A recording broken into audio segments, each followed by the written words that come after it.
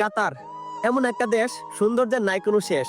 এখানে আছে Lusail city, এখানে আছে কর্নেশ, আবার এখানে আছে কি প্যারেল কাতার। তো ভাই সব জায়গায় ঘোরাঘুরি হয়েছে। তো আজকে কিছু বাস্তব কথা বলি ভাই কাতারের। কিছুদিন আগে আমি দোহা আল জেদিদ যাই। তো যাওয়ার পরে একটা বাঙালি ভাইয়ের সাথে কথা হয়। তো ভাইরে জিজ্ঞাসা করতেছিলাম, ভাই কি অবস্থা, আপনার কেমন আছেন? তো সেখানে প্রায় অনেক বাংলাদেশি, সবাই প্রায় দেখি বাংলাদেশি। তো তাদের দেখে একদম মানে একসাথে এতগুলো বাংলাদেশি দেখে ভাই আমার অনেক ভালো লাগছে।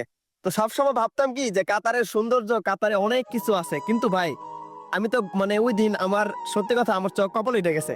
তো কিছু বাঙালির সাথে কথা বলছি, কিছু ভাইয়ের সাথে কথা বলছি। তো বলতেছে ভাই আমরা প্রায় 3 মাস ধরে বসে রয়েছে, কোনো কাজ নাই। তো আরেক ভাই বলতেছে ভাই ঠিক মতো খাইতে পারতেছি না।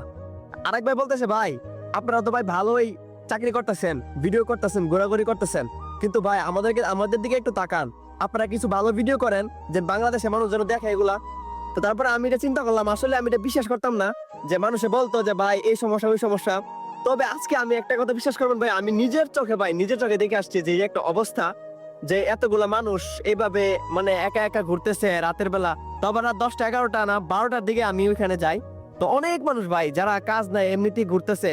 তো আমার একটা সবচেয়ে বড় প্রশ্ন হচ্ছে কি ভাই, এত যদি সিচুয়েশন খারাপ থাকে, যদি কাজের প্রবলেম থাকে, আপনারা আসেন কেন বারবার এখানে ভাই? নতুন নতুন যারা তারা এখানে কেন আসে?